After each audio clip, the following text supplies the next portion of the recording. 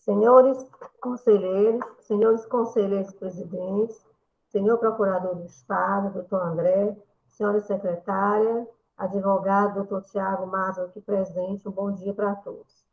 Eu solicito à secretária que verifique a existência de quórum regimental para a instalação propriamente da nossa sessão de julgamento do dia de hoje. Ana Paula, por favor. Pois não, presidente. Bom dia a todos. Para a realização da 35ª Sessão Ordinária Virtual da Câmara Superior, aos 30 dias do mês de novembro de 2021, registro a presença da excelentíssima senhora doutora Francisca Marta de Souza, presidente da Câmara Superior e do Contencioso, doutor Manuel Marcelo Augusto Marques Neto, primeiro vice-presidente, doutor Francisco José de Oliveira Silva, segundo vice-presidente. Estão presentes os conselheiros presidentes, doutor Francisco Wellington Ávila Pereira e doutor José Augusto Teixeira. Presente o excelentíssimo senhor procurador do Estado, doutor André Gustavo Carreiro Pereira.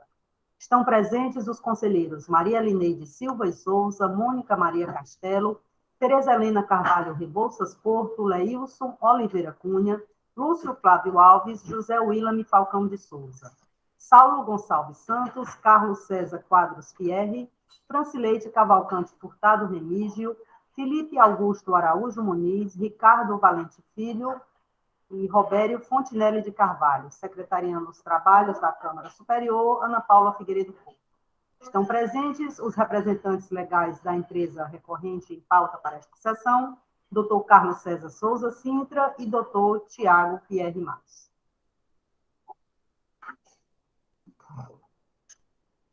Ok.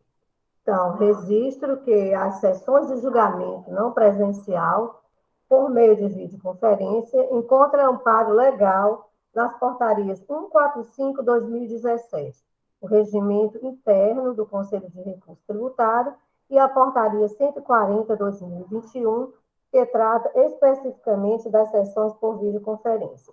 Ainda que eu, Francisca Marta de Souza, investida da função de presidente do Conselho de Recurso Tributário, conduzirei inicialmente essa sessão na forma regimental e nos termos do artigo 7º, 4º da Lei 15.614, a continuidade será presidida pelo primeiro vice-presidente. A realidade, então, implementada, resguarda todas as garantias constitucionais das partes no processo administrativo tributário. Ainda de mencionar que, nesta sessão, julgaremos os processos com interposição do denominado recurso extraordinário, de que trata o artigo 103.12 da Lei 15.614 de 2014, que ancora-se nos casos de divergência entre a resolução recorrida e outras da mesma Câmara, da Câmara diversa ou da Câmara Superior, quando tiver apreciado matérias semelhantes. Eu acho até que é interessante, Ana Paula, antes mesmo do julgamento dos processos, fazer a leitura da ata, porque aí o doutor Marcelo já pega o julgamento dos processos de per si, todos juntos. Então, faremos a leitura da ata da sessão anterior. Pois não, presidente. Faça a leitura da ata da 34ª Sessão Ordinária Virtual, realizada por videoconferência da Câmara Superior do Conselho de Recursos Tributários, realizada aos 29 dias do mês de novembro do ano de 2021. Peço licença, presidente, para ir direto à ordem do dia. Processo de recurso extraordinário de número 4052/2017, auto de infração 2017-03680. Recorrente Transnordestina Logística S.A., recorrido Estado do Ceará. Conselheiro relator, Felipe Silveira Gurgel do Amaral. Decisão: a Câmara Superior do Conselho de Recursos Tributários, deliberando sobre o recurso extraordinário, admitido pela presidência com base no que dispõem os artigos 5º, inciso 2, e 107 da Lei 15.614 de 2014, resolve, por maioria de votos, negar provimento ao recurso para confirmar a decisão proferida pela Câmara recorrida, de parcial procedência da acusação fiscal, nos termos do voto da conselheira Dalcília Bruno Soares, designada para lavrar a resolução, por ter proferido o primeiro voto divergente e vencedor, conforme manifestação oral do representante da douta Procuradoria-Geral do Estado. Vencidos os votos dos conselheiros Felipe Silveira Gurgel do Amaral, relator originário, Ricardo Valente Filho, Felipe Augusto Araújo Muniz e Robério Fontinelli de Carvalho, que se manifestaram pela aplicabilidade das decisões paradigmas. Presente para apresentação de sustentação moral, o representante legal da autuada, doutor Danilo Oliveira Gonçalves. Processo de recurso extraordinário de número 1366-2017, auto de infração 2017-26742. Recorrente Araújo Cabral e Alves Limitada. Recorrido Estado do Ceará. Conselheiro relator Robério Fontinelli de Carvalho. Decisão: a Câmara Superior do Conselho de Recursos Tributários, deliberando sobre recurso extraordinário admitido pela Presidência, com base no que dispõe os artigos 5º, inciso 2 e 107 da Lei nº 15.614 de 2014, resolve, por maioria de votos, dar provimento ao recurso interposto para reformar a decisão condenatória proferida pela Câmara recorrida, acatando a paradigma apresentada de parcial procedência, com aplicação da penalidade gizada no artigo 123, 8L, da Lei 12.670-96, com alterações da Lei 16.258 de 2017, nos termos do voto do conselheiro relator, conforme manifestação oral do representante da douta Procuradoria-Geral do Estado. Vencidos os votos das conselheiras Dalcília Bruno Soares, Tereza Helena Porto, Mônica Maria Castelo e Maria Lineide Silva e Souza, que se manifestaram pela manutenção da decisão recorrida, conforme entendimento do Procurador do Estado em sessão. Presente para apresentação de sustentação oral, o representante legal da autuada, doutor Felipe Macedo. É só, presidente. Ana Paula, com relação às resoluções, temos algumas? Temos uma resolução para aprovação, presidente. É a resolução referente ao processo de número 1130-2017, Marisol Vestuário, apresentada pela conselheira Francileite Cavalcante. Ok. Houve o recebimento de alguma retificação, alguma sugestão? Não, presidente, nenhuma. Não havendo, da respectiva resolução for aprovada. Com relação à ata, alguma modificação, senhores conselheiros? Também não. Eu pergunto, presidente, a decisão foi de parcial procedência, eu coloquei que foi contrariamente à manifestação do procurador. Alguém poderia... Foi a favor. O procurador, conforme, né? O procurador se manifestou pela paradigma, viu? Ok, muito obrigada. Ok, foi no caso. Bom, então, considerando que vamos iniciar aqui propriamente o julgamento dos processos, tendo em vista ter sido convocada para a realização dessas entrevistas e de curso aqui pela Fazenda, eu já passo a palavra ao doutor Manuel Marcelo para a condução dessa sessão de julgamento, desejando um bom dia para todos. Doutor Marcelo, a palavra é com você. Obrigado, doutora Marta. Bom dia a todos, conselheiros, conselheiras. Cumprimentar o doutor Sintra, o doutor Tiago, o doutor André Carreira, presente, demais conselheiros. Passaremos, então, para a ordem do dia, né? A doutora Marta já fez a abertura da sessão, leitura da ata. Passaremos, então, para a ordem do dia. 25ª sessão ordinária virtual da Câmara Superior, 30 de novembro de 2021, às 8h30. Aberta a sessão, anuncio aqui os processos de recurso extraordinário e que é recorrente Pioca Industrial de Bebidas S.A., recorrido Estado do Ceará. Senhores, observei que a matéria pertinente aos 3 processos é a mesma, falta de recolhimento de CMS e FECOP. O que diferencia são os períodos referente aos meses 2015 e 2016. A paradigma, ou as paradigmas também adotadas, são as mesmas, 117, 118 e 119, da primeira Câmara. Eu indago aqui aos advogados e ao doutor André a possibilidade de fazer o relato em conjunto, cada relator faria o destaque necessário de cada processo. Há essa possibilidade, senhores? Doutor André? Manuel, da nossa parte, entendemos que pode ser feito, sim, um relato e julgamento conjunto. Distinção realmente é apenas em relação aos períodos. Isso tem algum impacto no nosso entender na análise dos processos. As decisões, as resoluções são um pouco diferentes, mas a essência da fundamentação é a mesma. Então, acho que pode ser, sim, julgado em conjunto.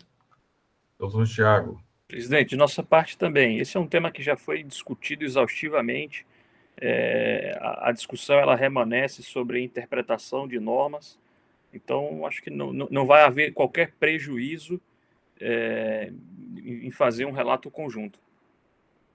Ok, obrigado.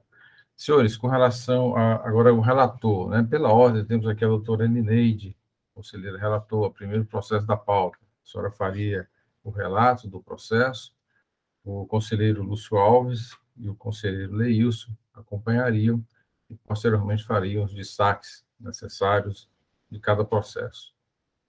Ok, doutora Elineide? Ok, senhor presidente. Bom dia a todos. Ok. Pode Ok, então eu vou anunciar, senhores. Anunciar o processo, o primeiro processo da pauta, 4429/2017, audiofração 2017-08030, em que é recorrente pior que do Industrial de Bebidas S.A., recorrido Estado do Ceará. Doutora Marília Neide Silva e Souza, a conselheira relatora, a indicação julgado pela primeira Câmara, resolução 108/2019, recorrida, e as resoluções paradigmas 117, 118, 119, da primeira Câmara. Doutor Carlos César Sintra é o advogado aqui presente, também o doutor Tiago, que faz a ação oral no momento oportuno. O segundo processo da pauta, 2823/2016, em que relatoria do doutor Lúcio Flávio Alves, e o processo de número 292/2017, relatoria do doutor Leilson Oliveira Cunha, que após o relato da doutora Elineide, os conselheiros farão destaques, né, dos processos aqui anunciados. Com a palavra, doutora Elineide. Obrigada, senhor presidente. Renovo o bom dia a todos. Bom dia, doutor Tiago, doutor Sintra, que está acompanhando. Bom dia, doutor André. Bom dia, senhores conselheiros. Farei o relato. Esse processo ele tem como objeto, como já mencionado pelo senhor presidente, a falta de recolhimento do ICMS destinado ao Fundo Estadual de Combate à Pobreza, o FECOP, das vendas internas de bebidas alcoólicas do período de janeiro a outubro de 2016. Informa o autuado que utilizou a alíquota de 28%, o autuado utilizou a alíquota de 28% em vez de 30%. O agente do fisco aponta como dispositivos infringidos os artigos 2º, inciso 1A, da Lei Complementar número 37/2003, o artigo 1º, inciso 1º, e 5º, inciso 1º, do Decreto 31.894/2014, e os artigos 73 e 74 do Decreto 24.569/97. Atribui a penalidade prevista no artigo 123.1c da Lei 12.670/96, com alterações da Lei 13.418. O autuado apresenta, em primeira instância, defesa tempestiva, argumentando que o FECOP não alcança todas as operações internas, tendo aplicabilidade restrita às operações destinadas ao consumo final ou tributadas pelo regime de substituição tributária, razão pela qual requer a improcedência. Em primeira instância, o processo é julgado procedente. Julgamento encontra-se as folhas, no caso do meu processo, 4555, onde o julgador, mantendo a penalidade sugerida pelo agente fiscal, em face da comprovação da infração, da falta de recolhimento decorrente da utilização de carga inferior à devida. O adicional de 2% é devido em todas as etapas de circulação dos produtos elencados na legislação.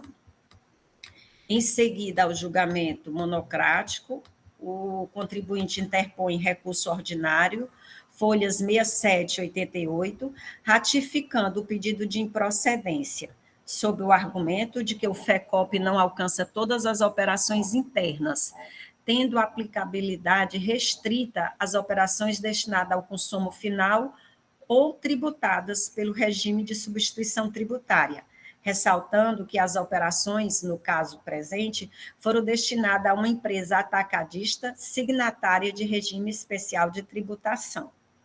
Logo em seguida, vem o parecer da Célula de Assessoria Processual Tributária, número 289, de 2018, sugerindo o conhecimento do recurso ordinário, negar-lhe provimento e confirmar a decisão de procedência exarada pela primeira instância. Inicialmente, no caso desse processo, ele foi submetido a julgamento na 30ª sessão ordinária da segunda Câmara, ocasião em que a conselheira Alice Gondim Salviano de Macedo solicitou vista e apresentou seu entendimento, que se encontra consignado às folhas 102 e 104. Posteriormente, levada a julgamento, já na 34ª sessão ordinária da segunda Câmara de Julgamento, no dia 24 de maio de 2019, e também materializado na resolução 108/2019, as folhas 112, 123 do auto, a Câmara decidiu afastar, por unanimidade de votos, o pedido de perícia formulado com o intuito de verificar se a base de cálculo apontada no auto de infração contém os valores do adicional sobre o ICMS-ST. A Câmara afastou, considerando que restou comprovado que o valor cobrado se refere ao adicional FECOP das operações próprias. Também, nesta ocasião, foi afastada a preliminar de nulidade de incompetência do agente autuante, com fundamento no artigo 80 da Lei 2.670/96 e artigo 2º da Lei 15.614. No mérito, por voto de desempate do presidente, julgou procedente a acusação fiscal nos termos do julgamento singular. Cientificado da decisão de segunda instância, a interposição do recurso extraordinário, deixo os maiores detalhes para o doutor Sintra e para o doutor Tiago, sobre o argumento de divergências, trazendo a título de paradigma as resoluções 117, 118 e 119, todas da primeira Câmara de Julgamento, onde guardam a decisão de improcedência. E agora, como determina o regimento, farei a leitura do despacho de admissibilidade no que tange a análise das resoluções.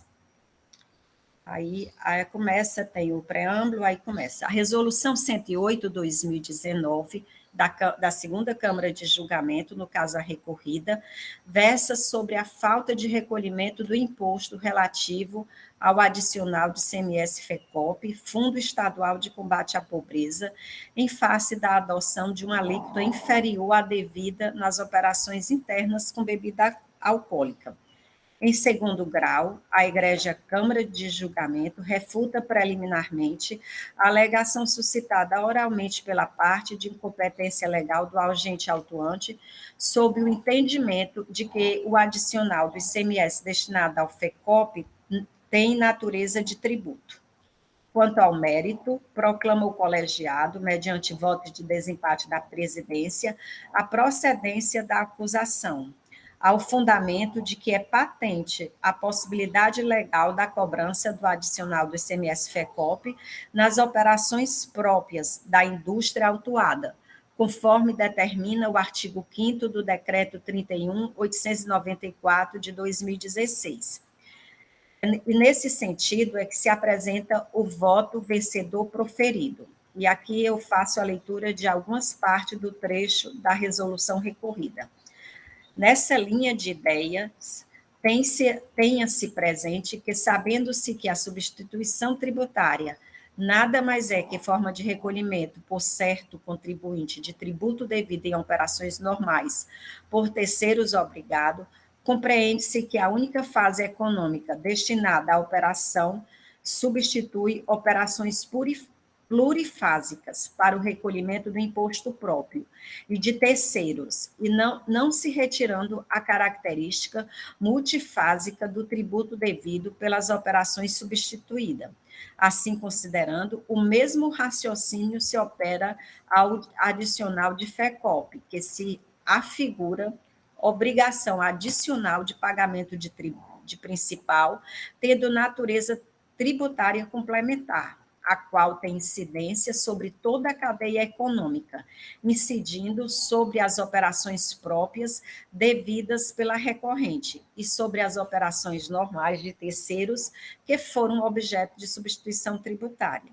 De forma equivocada, ainda que a recorrente argumente com veemência a não possibilidade de incidência do adicional do ICMS-FECOP sobre operação própria, ressalte-se que a recorrente é contribuinte submetida ao regime de substituição tributária, pelo que dispõe o Decreto 31.496/2003, se configurando como contribuinte substituto, havendo, portanto, que recolher seu imposto de obrigação imprópria e aquele devido por substituição tributária nas saídas de seus produtos industrializados. E, assim sendo, deve também recolher o adicional do FECOP sobre suas operações próprias, conforme se determina o inciso 1º do artigo 5º do Decreto 31.894/2016. Impende ressaltar, pelo que dispõe o artigo 2º, parágrafo 2º do Decreto 31.346, tão somente fora transferido à empresa adquirente detentora de regime especial de AGEL Brasil Limitada, aí aqui consigna o CGF 065-264-4952, o recolhimento por carga líquida do imposto devido por substituição tributária, pela autuada, em nada dispondo a norma no sentido de transferência também da responsabilidade de recolhimento do adicional de FECOP sobre suas operações próprias, remanescendo tal obrigação de recolhimento à recorrente. Apenas para exemplificar, a previsão de incidência do adicional sobre as operações próprias da autuada é que, se a operação se desse para outro contribuinte destinatário não submetido ao regime especial de carga líquida, a recorrente, na qualidade de contribuinte substituto, deveria também recolher o adicional do ICMS-FECOP de suas operações próprias, conforme já citado no inciso 1º do artigo 5º do Decreto 31.894/2016. Nem se argumente que tal obrigação fora também transferida ao adquirente, conforme dispõe o artigo 3º, parágrafo 2º do citado decreto, e artigo 2º, parágrafo 1º, incisos 2A do Decreto 29.560/2008, visto que tal previsão se refere ao adicional do FECOP que seria devido pelas operações próprias subsequentes dos contribuintes substituídos, ou seja, em vez de se tributar o adicional em cada operação própria dos contribuintes substituídos, tal e qual o ICMS-ST, entendeu cobrar em uma única vez os adicionais de ICMS devido nas operações. Assim, considerando, resta patente a possibilidade legal de cobrança do adicional do ICMS-FECOP nas operações próprias da indústria autuada, evidenciada na configuração do presente lançamento de ofício. E, a partir daí, a senhora presidente faz análise das 3 resoluções paradigmas, a 117, a 118 e a 119/2017, todas da primeira Câmara, razão pela qual eu farei a leitura somente de uma, porque aproveita as outras. Aí, no caso, começa a Resolução Paradigma 117/2017, da primeira Câmara de Julgamento, trata da acusação de falta de recolhimento do ICMS devido a título de adicional FECOP, em face do recorrente, que é o mesmo do presente processo, ter utilizado a alíquota inferior à prevista na Lei Complementar 37/2003, regulamentada pelo Decreto 27.317/2003, 25% sem acréscimo dos 2 pontos percentuais. A augusta Câmara de Julgamento proclama a improcedência da autuação, sob o palio de que a cobrança do adicional do FECOP não deve onerar todas as etapas da circulação das mercadorias, mas tão somente aquelas hipóteses em que a lei expressamente indica. E aqui traz a transcrição de parte do voto do conselheiro relator. Farei a leitura. O aspecto primordial da questão posta reside na dicção do parágrafo 3º do artigo 2º da Lei Complementar número 37/2003, e traz o parágrafo 3º. O cálculo do ICMS com base na aplicação da alíquota adicionada de 2 pontos percentuais, de que trata o inciso 1 deste artigo, poderá ser realizado somente nas operações destinadas ao consumo final por ocasião da cobrança do ICMS, sob a modalidade de substituição tributária, conforme definido em regulamento. Aí continua, é que o emprego da ação verbal no tempo poderá não indicar taxativamente e faz remissão ao regulamento, embora seguido do advérbio somente das operações que indica, deu aso a interpretá-lo de forma que o adicional FECOP pode ser exigido em todas as etapas de circulação das mercadorias elencadas nos inciso 1º do artigo 2º supra, concepção coadjuvada pela análise conjunta do disposto no artigo 1º do Decreto 27.317/2003. Vejamos. As operações e prestações internas, com as mercadorias e os serviços a seguir indicados, serão tributadas com as alíquotas estabelecidas no artigo 44 da Lei 2.670, de 27 de dezembro de 1996, acrescidas de 2 pontos percentuais, passando a vigorar as seguintes cargas tributárias sobre esses produtos. Aí, no inciso 1º, bebidas alcoólicas, 27%. Aí continua, da análise ao disposto no parágrafo 3º do artigo 2º da Lei Complementar 37/2003, é cogente destacar que, nada obstante a ação grafar flexão verbal poderá, a ela se segue o advérbio somente, partícula que tem por finalidade modificar o sentido do verbo, acrescido do fato de que não se pode examiná-lo isoladamente em detrimento dos demais elementos que aferem a formação ao texto legal. Por consequente, sua finalidade não pode ter outro sentido senão delimitar os contornos do seu alcance e as hipóteses que expressamente indicam. Por viés, aquecer concepção que permita estender a cobrança do FECOP a todas as operações internas, fundada em cognição semântica, em prejuízo do estrito texto legal, dados os limites que literalmente fixa, não nos parece desbordar a cognição mais concetânea ao todo normativo que dele verte.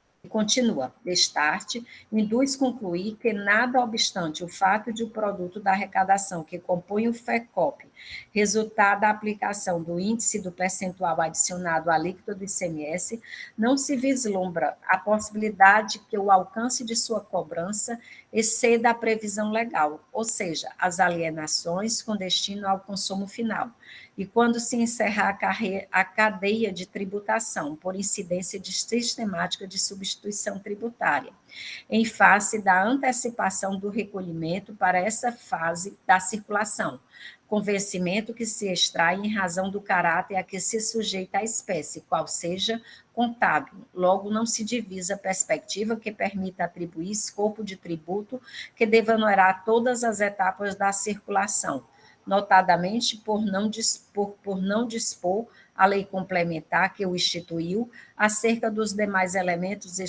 estruturais e constitutivos do ICMS, dentre eles a não cumulatividade, que restaria violada mediante a cobrança em etapas sucessivas, sem previsão expressa sobre a consequente, e a compulsória compensação nas operações subsequentes.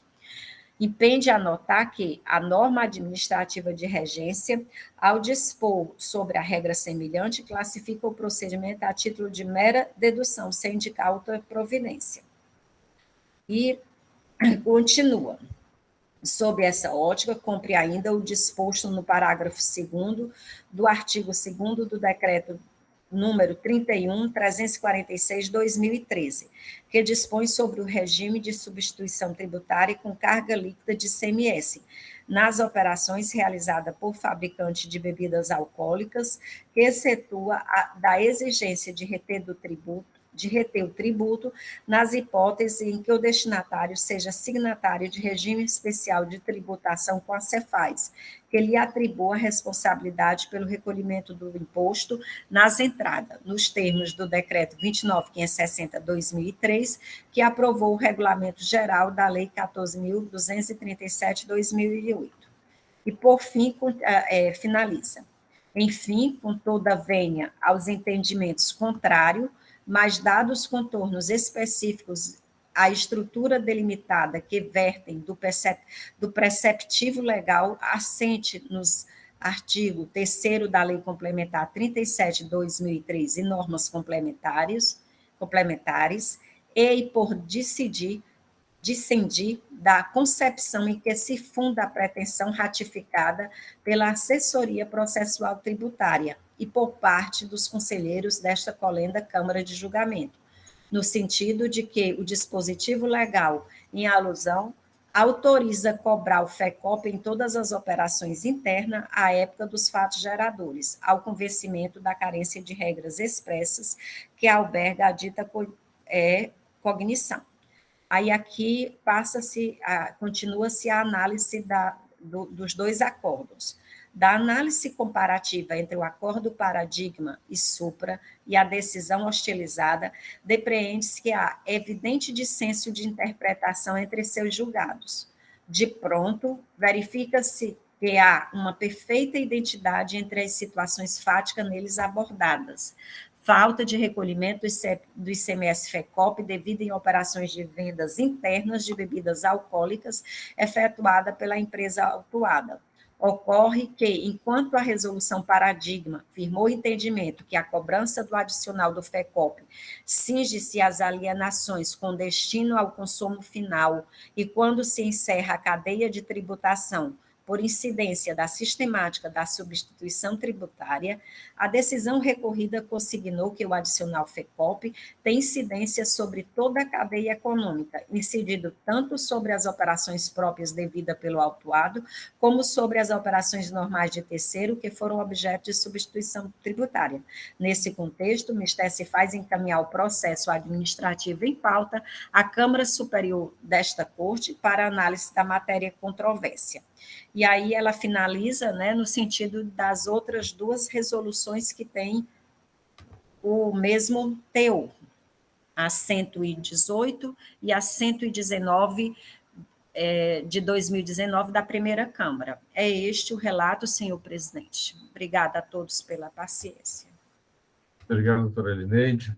Senhores, considerando que o processo seguinte, o 2823, em que a recorrente Pioca, recorrido do Estado do Ceará, trata da mesma matéria, eu indago ao conselheiro relator, doutor Lúcio Flávio Alves, acrescentaria algum ponto, destacaria algum ponto no processo da sua relatoria? Bom dia, presidente, bom dia aos conselheiros, doutor André, da PGE. Presidente, eu vou fazer assim um breve relato, porque o meu processo, assim, ele tem uma divergência quanto à questão do trâmite processual, questão de julgamento de primeira instância. Então, eu vou fazer apertado assim, faço um relato para ficar bem claro para os conselheiros como foi o desenrolar desse processo aqui. A matéria de fundo é a mesma matéria, não vou tocar na questão das resoluções paradigma, só destacar aqui a recorrida, ok, presidente? O meu processo a acusação, o contribuinte não recolheu o ICMS FECOP no período fiscalizado, que é setembro de 2015 a março de 2016, são 7 meses, né? O valor é R$ 2.617.031,78. Foi cobrado de ICMS, a multa de igual valor, né? Aqui diferencia um pouco, porque aqui pega um período de 2015, que a alíquota era de 25, né? Passou para 27, o período de 2016 é 28 e 30, né? Um ponto que se destaca aqui no processo, que eu acho que merece, na informação complementar, que essa empresa foi monitorada, houve um monitoramento, e que durante o processo de fiscalização ela foi intimada novamente para recolher espontaneamente a diferença, e assim não procedeu, né? A impugnação, eu entendo que é a mesma questão posta pela conselheira Elineide, de forma muito objetiva e clara, né? Que é a questão do conflito entre o que existe na Lei Complementar 37 de 2003, que criou o FECOP, e o decreto que regulamenta essa lei, né? Esse é o conflito básico, né? Só destacar aqui que na impugnação a empresa apresenta vários, né, estados de que realmente a tributação é monofásica, só é, né, devida em uma fase, né, traz aqui vários, né, seleciona aqui vários estados nessa situação. E um ponto que merece também a questão que ele toca muito é a questão da não cumulatividade, né? Ele disse que se cobrar em várias fases, né, está ferindo sim o princípio da não cumulatividade do ICMS, né, questão da neutralidade fiscal, né, já que o ICMS FECOP não dá direito a crédito, né? Então, isso é um ponto, acho que merece ser destacado, né?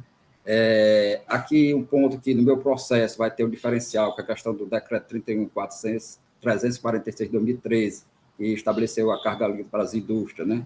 Ele disse que aqui há sim uma diferença que aí, nesse momento, né, passou a ser cobrado apenas pela indústria, né? E o processo caminha, vai para julgamento, né, em primeira instância, aí tem o julgamento pela parcial procedência, o julgador acolhe a tese, em parte a tese da defesa, né, entende sim pelo decreto 31.894, que criou, né, o ICMS FECOP, a questão da carga da indústria, né, a partir de 29 de 2 de 2016 foi a publicação do decreto, ele entende que até ali exclui, né, o julgador de primeira instância exclui essa cobrança e deixa apenas o mês de março, né, que era o mês, justamente o mês subsequente à publicação do decreto 31.894. A empresa entra com recurso ordinário, dessa feita ela traz uma argumentação nova, a questão do princípio da anterioridade, que ela entende até que nem em março é devido, né, e faz os mesmos pontos trazidos já na impugnação e bem retratado pela conselheira Lindeide, trazendo já aqui no recurso a questão das três resoluções paradigmáticas, que foi objeto da admissibilidade do recurso extraordinário.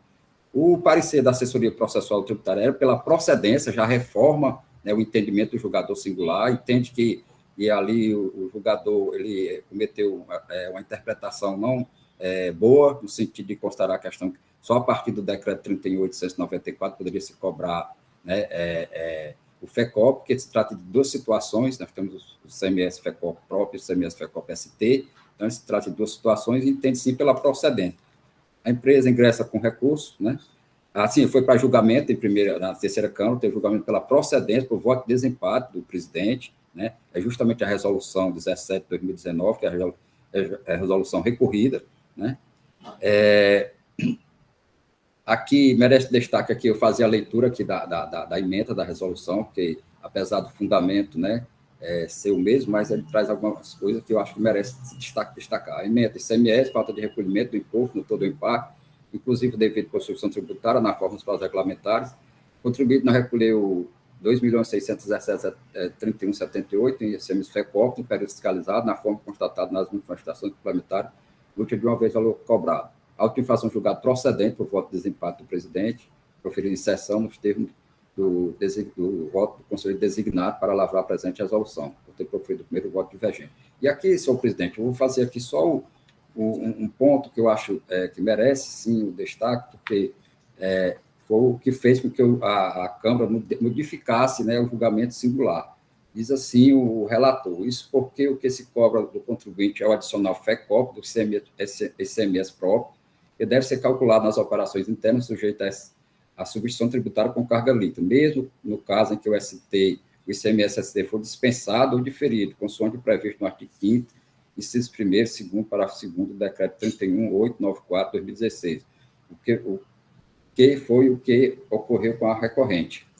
A recorrente deve recolher o ICMS próprio, ICMS FECOP próprio, e o destinatário o ICMS FECOP ST, ao que se conclui correta a conduta do autuante em exigir do contribuinte o adicional de ICMS FECOP próprio incidente sobre a saída interna de bebidas alcoólicas destinada a atacadista e signatário de regime especial de tributação, posto que é demonstrado assim a infração apontada no auto de infração do seu documento. Então, senhor presidente, eu acho que os demais pontos já foi muito bem colocado aqui pela conselheira Lindeide, com a leitura tanto da resolução, a sua resolução paradigma, que são 3, mas a fundamentação é a mesma, o motivo é a mesma questão.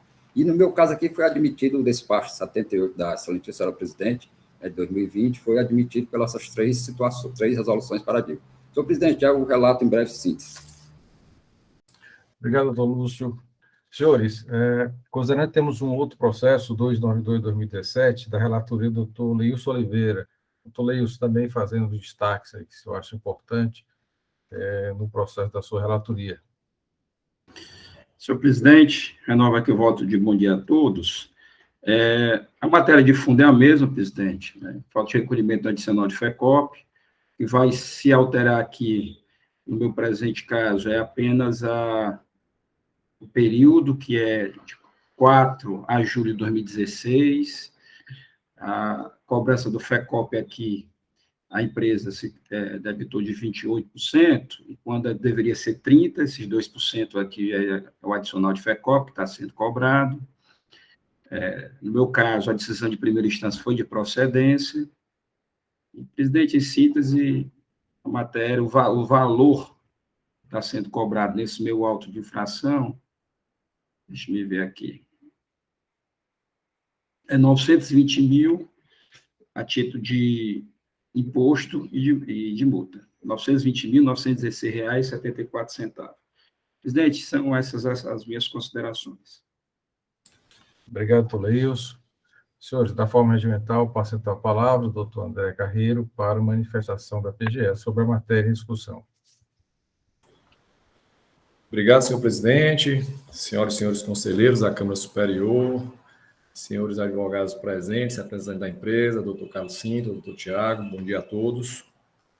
Como ouvimos dos relatos precisos da conselheira Lineide, conselheiro Lúcio e conselheiro Leilson, né, temos aqui em análise 3 recursos extraordinários do mesmo contribuinte, todos eles decorrentes de autos de infração em virtude da falta de recolhimento do adicional FECOP sobre operações próprias. Vimos também muito claro que os autos de infração dos processos relatados pela doutora Lineide e doutor Leilson são muito semelhantes, todos referentes a meses do exercício 2016, o que vai diferir um pouco em relação ao processo relatado do doutor Lúcio, que contempla períodos também do exercício 2015.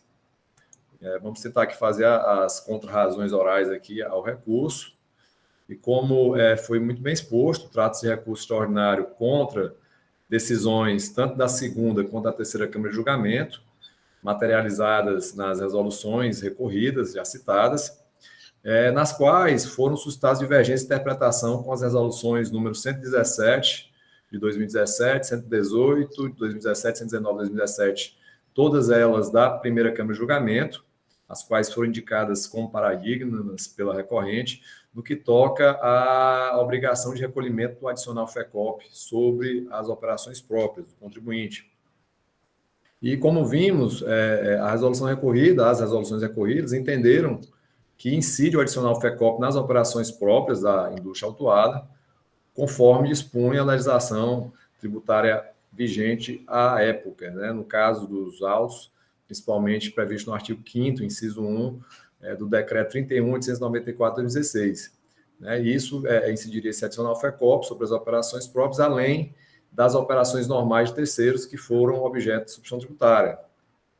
E já nas resoluções paradigmas, entendeu-se que a cobrança do adicional FECOP não deveria onerar todas as etapas de circulação de mercadorias, mas tão somente as hipóteses que estariam previstas na Lei Complementar 37 de 2003, no artigo 2º, parágrafo 3º, a qual expressamente indicaria que seriam devidos o adicional FECOP apenas as operações destinadas ao consumidor final ou por ocasião da cobrança do ICMS de substituição tributária.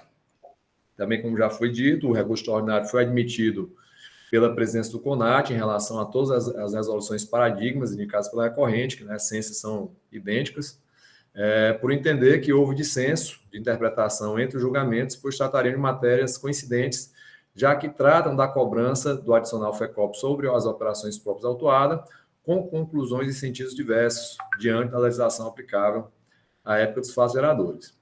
E como sempre registro nas nossas manifestações na Câmara Superior, a PGE cabe aqui defender os interesses do Estado de Ceará, perante o CONAT, e na hipótese de recurso extraordinário, ela atua como parte, em nome da Fazenda Pública, cabendo, portanto, apresentar as contrarrazões ao recurso extraordinário nos termos do artigo 25, inciso 3, da Lei 15.614 de 2014.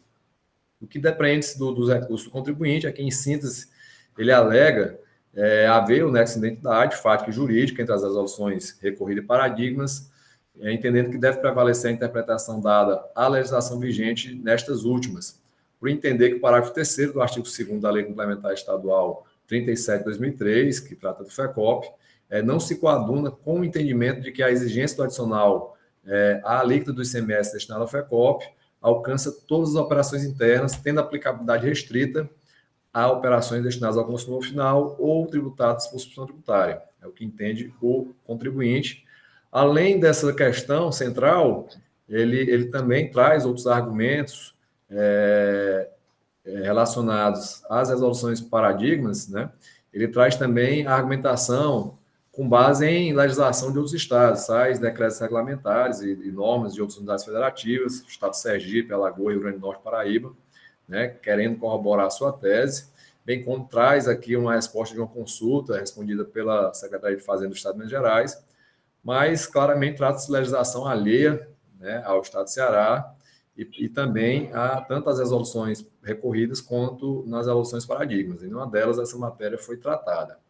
Traz também no seu recurso extraordinário a alegação de violação ao princípio da não cumulatividade e a ausência de prejuízo para o fisco estadual, bem como a necessidade de se realizar uma interpretação mais benéfica ao contribuinte, com base no artigo 112, mas vimos também essas matérias não foram tratadas, pelo menos de maneira pontual, nem nas resoluções recorridas e nem nas resoluções paradigmas.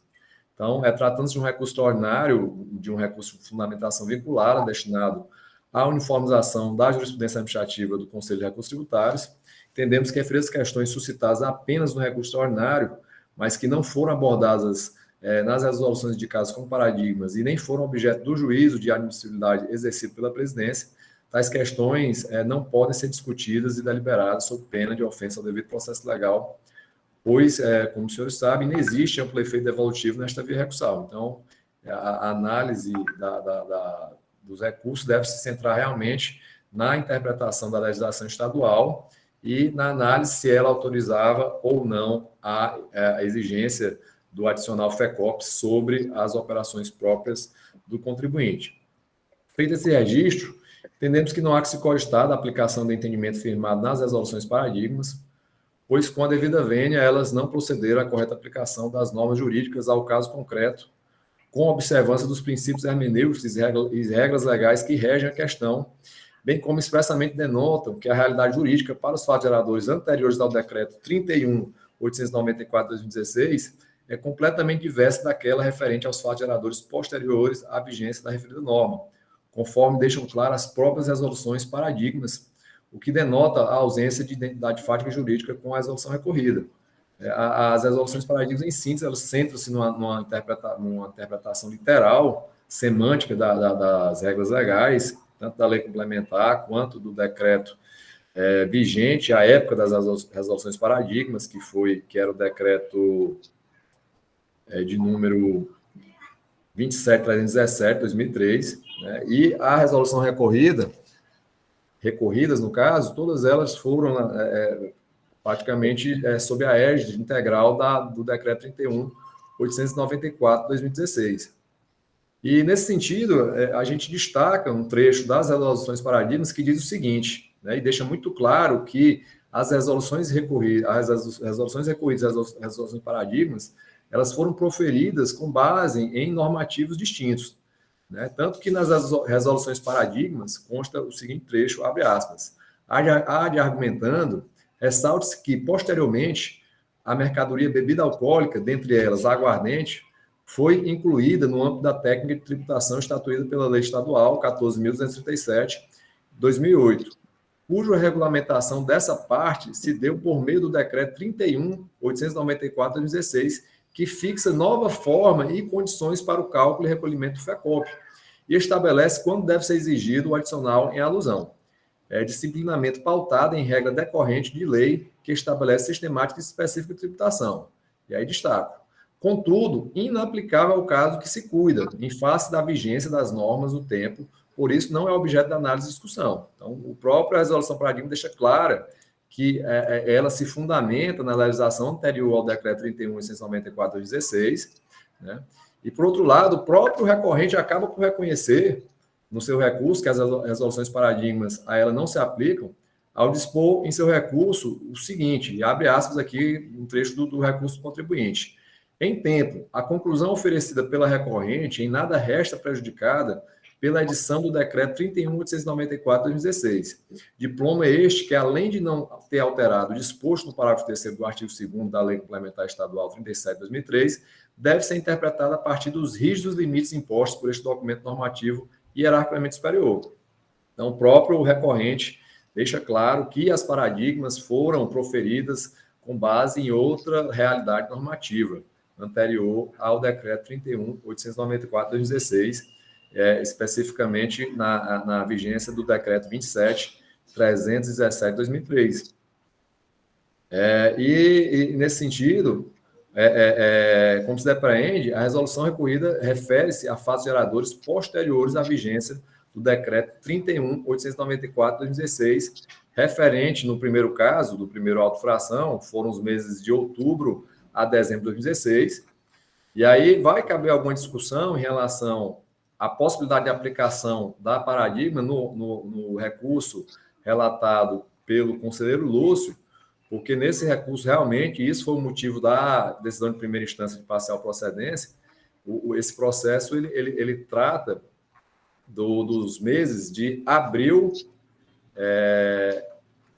Desculpa aqui, não, esse aqui é o processo relatado, no processo relatado pelo conselheiro Daílson, são os meses de abril a julho de 2016, e no processo relatado pelo conselheiro Lúcio, que aí entendemos que poderá caber alguma discussão sobre a aplicabilidade ou não da paradigma, contempla os meses de setembro a dezembro de 2015 e janeiro a março de 2016. Então, no processo do doutor Lúcio, realmente, tirando o mês de março, que já estava sob a vigência do Decreto 31.894/2016, os meses anteriores eram regidos pelo Decreto 27.317, de 2003. Né? Mas, por outro lado, o primeiro e o terceiro recurso relatado, ele não resta dúvida que eles foram julgados já sob a égide da Lei 31, do Decreto 31.694/2016. Né? Então, como visto, além das resoluções paradigmas se fundamentarem no Decreto 27.317 de 2003, em cotejo com o que dispõe a lei complementar, né? E aí foi nessa perspectiva das normas do Decreto 27.317, em análise conjunta com a lei complementar, que o julgador, o órgão de julgamento, entendeu que não incidiria o adicional FECOP sobre as operações próprias, porque isso trataria de uma interpretação extensiva. Referida à realidade, ela não pode ser transposta para o período dos períodos de apuração sob a vigência do Decreto 31.694/2016, que revogou justamente esse decreto anterior, 27.317/2003, o qual dispõe expressamente dos seus artigos 1º e 5º, né, de maneira literal, que o adicional FECOP incide também sobre as operações internas próprias do contribuinte. E nisso o artigo 5º deixa muito claro quando ele faz a previsão legal em incisos específicos. Diz o seguinte: nas operações sujeitas ao regime de substituição tributária interna que preveja a cobrança de carga tributária líquida por entrada, por saída ou na forma mista, nos termos do artigo 14.237 de 2008, o adicional do ICMS destinado ao FECOP deverá ser calculado da seguinte forma. E aí, inciso 1, quanto ao ICMS próprio devido pelo industrial, fabricante ou importador, o adicional do ICMS destinado ao FECOP deverá ser adicionado à alíquota referente às operações próprias do contribuinte substituído. E no inciso 2, ele deixa claro que é um outro adicional, né, quanto ao ICMS substituição tributária, devido o adicional do ICMS destinado ao FECOP, determinado na legislação específica, deverá ser adicionado à carga líquida específica do contribuinte. Portanto, fica muito evidente na nossa leitura que, a partir do decreto 31.894/2016, ficou claro e expresso e que não se trata de uma interpretação extensiva da incidência do adicional FECOP sobre as operações próprias, razão pela qual deve ser mantida a conclusão já exposta nas resoluções recorridas, né, já foram lidas as emendas pelos relatores, não vou repetir para não me alongar, né? Faço um destaque apenas, né, que vai permanecer essa discussão em relação ao processo do Dr. Lúcio, que, de fato, a paradigma poderia, se prevalecesse a interpretação dada, em relação à parte do auto-infração, né, os períodos anteriores a março, mas a partir de março de 2016, não resta dúvida que sequer poderia se cogitar a aplicação da paradigma, já que decisões com bases em legislação diversa.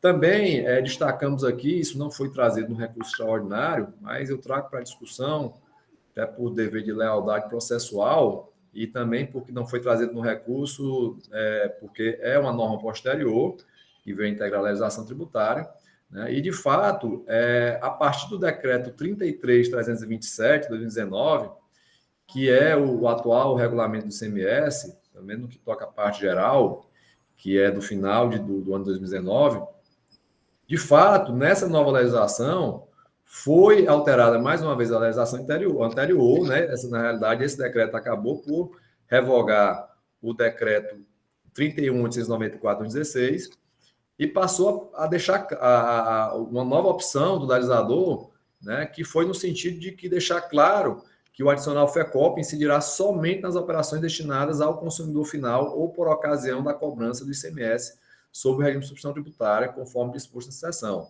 Isso está disposto no artigo 47, parágrafo 1º do decreto 33.327, mas faço esse registro apenas para afirmar que, no caso, não se aplicaria essa norma atual, já que à época dos fatos geradores existia uma norma específica em sentido contrário, né? E como os senhores sabem, de acordo com o artigo 144 do CTN, o lançamento ele deve ser regido pela legislação vigente à época dos fatos geradores. Se o legislador optou posteriormente por dar um novo entendimento, fazer uma restrição, melhor dizendo, da aplicação da cobrança adicional FECOP, isso não pode atingir os fatos geradores anteriores.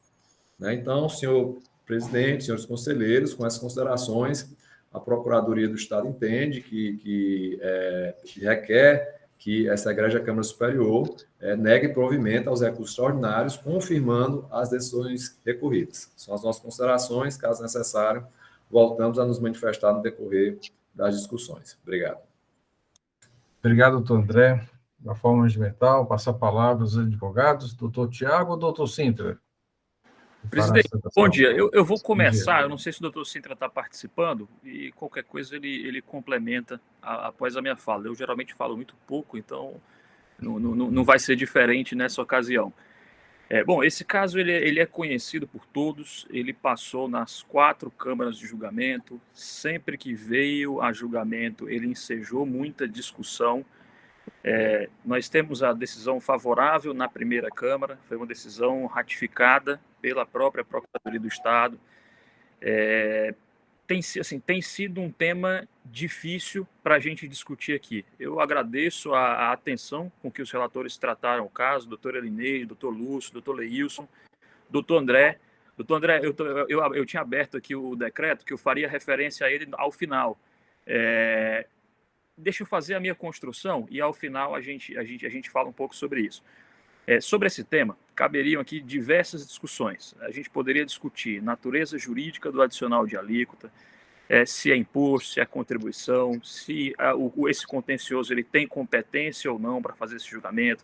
Poderíamos discutir a questão da não cumulatividade, mas nessa fase do processo, como bem disse o doutor André, a gente ou mantém a decisão que nós temos atualmente, ou então a gente se acosta à decisão paradigma. Aqui a gente não tem uma terceira alternativa. Eu lembro disso, isso foi o doutor Marcelo que uma vez eu estava insistindo lá no começo, quando eu comecei a trabalhar com o doutor Sintra, ele disse, não, aqui não tem outra alternativa, ou é a paradigma ou é o que vocês já têm. E aquilo ficou muito claro para mim. Então, basicamente, a discussão que a gente tem aqui agora é uma discussão de interpretação, tá certo? E qual é essa interpretação? Se o FECOP ele deve ser cobrado em todas as operações internas ou não. O que foi que a primeira Câmara de Julgamento entendeu? Ela analisando um caso idêntico a esse. Era a mesma empresa, eram os mesmos advogados, tem aqui a questão de existir um ou outro decreto.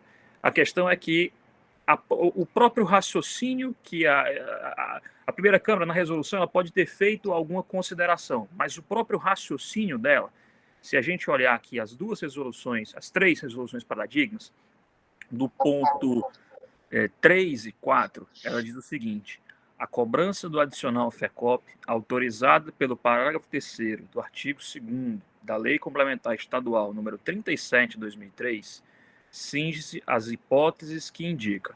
No item 4, ela diz o seguinte: as normas de regência infralegais, então vigentes, não permitem interpretação extensiva. Tá certo? Então, a questão do decreto, o decreto ele pode ter tentado ali incluir alguma coisa ou dar uma interpretação de acordo com aquele momento. Como o doutor André bem disse, o próprio decreto 33327, que é o atual, é o vigente, ele deu um esclarecimento melhor ao que quis dizer o legislador na Lei Complementar 37 de 2003. Mais uma vez, eu evidencio que essa interpretação ela foi acompanhada pelo próprio representante da Procuradoria do Estado do Ceará na época. Eu acho que esse julgamento foi de 2017, tá certo? Aqui eu não quero discutir outros pontos. Então, já seguindo para a conclusão, o que eu gostaria de pedir aos senhores é o seguinte: o que eu tenho aprendido um pouco na vida, assim, é que nem toda batalha que eu ganho, a vitória é o melhor resultado. Então, algumas eu deveria me consumiu, o resultado me consumiu muito mais do que o ganho que eu teria, tá certo? Como bem destacou o doutor Lúcio, quando ele fez o complemento ao relato, ele disse que nós apresentamos a legislação de diversos estados que trazem uma melhor redação para operações que envolvem a cobrança de FECOP. Todos nós, todos que estão aqui presentes sabem que, em respeito à competitividade econômica, a gente sabe de diversas questões aí de guerra fiscal, não é natural que um Estado crie uma condição desfavorável para empresas que aqui estão instaladas, tá certo? Aqui a gente quer gerar receita, a gente quer gerar emprego, a gente quer gerar renda para desenvolver o nosso Estado. Não é natural que Pernambuco, Bahia, Sergipe, Alagoas, Rio Grande do Norte, todos eles tratem a cobrança do adicional de alíquota de ICMS para o FECOP como monofásico e apenas o Estado do Ceará trate de outra forma. O que o decreto 33327 fez foi fazer justiça, tá certo? Mais uma vez, não é natural que o Estado do Ceará implante uma condição desfavorável para as empresas que aqui estão instaladas. Quando eu falei que nem todo resultado de uma vitória, uma aparente vitória, é o melhor desfecho para o caso, eu estou pedindo para que vocês avaliem essa questão. Então, aqui tem toda uma construção, aqui tem toda uma apresentação, aqui já a gente não estaria aqui se não houvesse decisões que reconhecem essa interpretação à legislação do Estado do Ceará.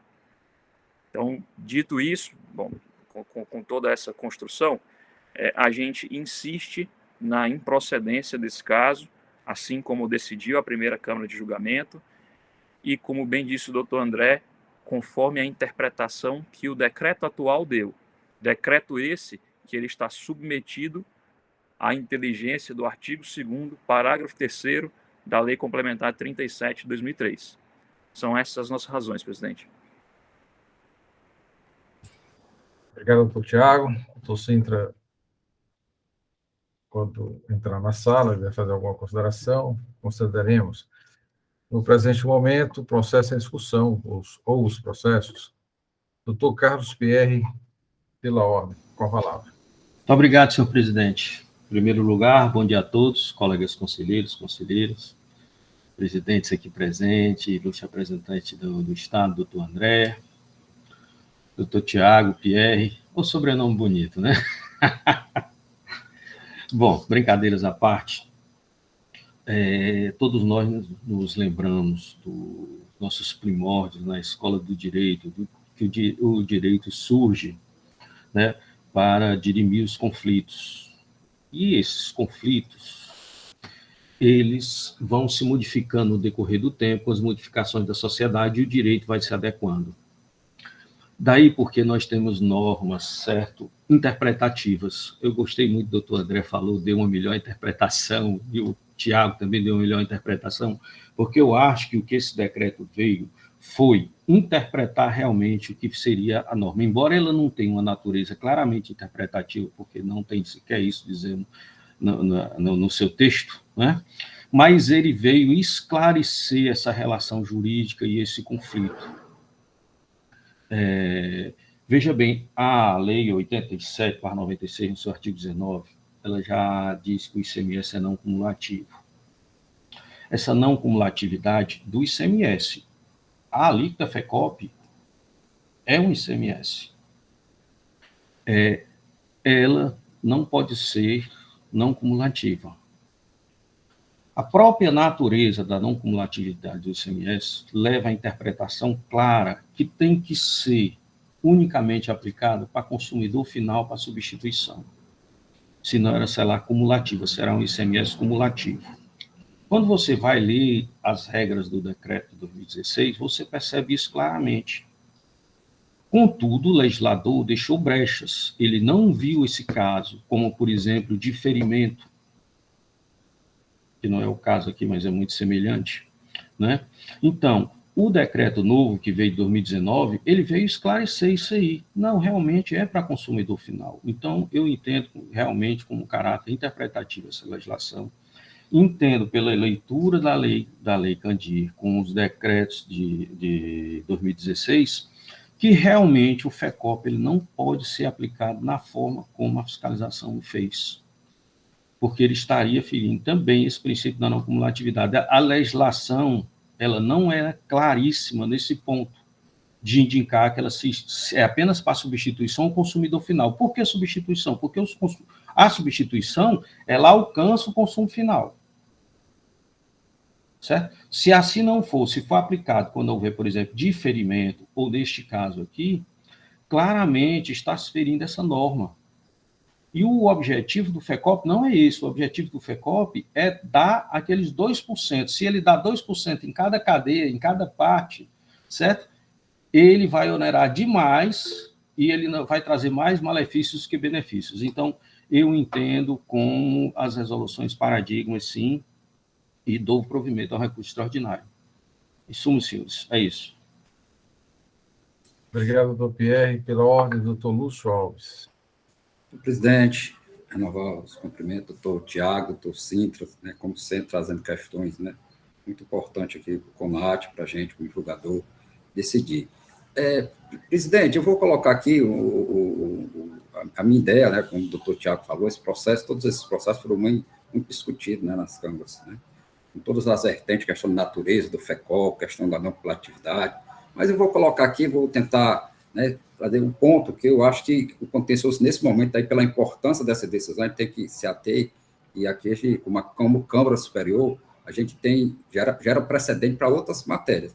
Eu acho que a discussão posta aqui, se a gente fizer uma leitura, né, dessas 3 resoluções recorridas, uma da minha Lara, do doutor Leils, e outra do Marcos, que era o meu suplente na minha Câmara, a gente vai observar que tem um ponto, né, que eu acho que é importante que a gente discutir, que foi colocado pelo doutor Tiago, a questão da competência, né, do CONAT. O que existe aqui, né, e aqui eu vou fazer um ponto que o doutor André colocou, a questão do decreto, tanto o 31.894/16 e o 27.317/2003, na minha leitura, né, quando saiu a lei complementar, né, ela deixou para o regulamento, e o regulamento veio lá e fez da sua maneira a questão como era o cálculo lá do ICMS FECOP.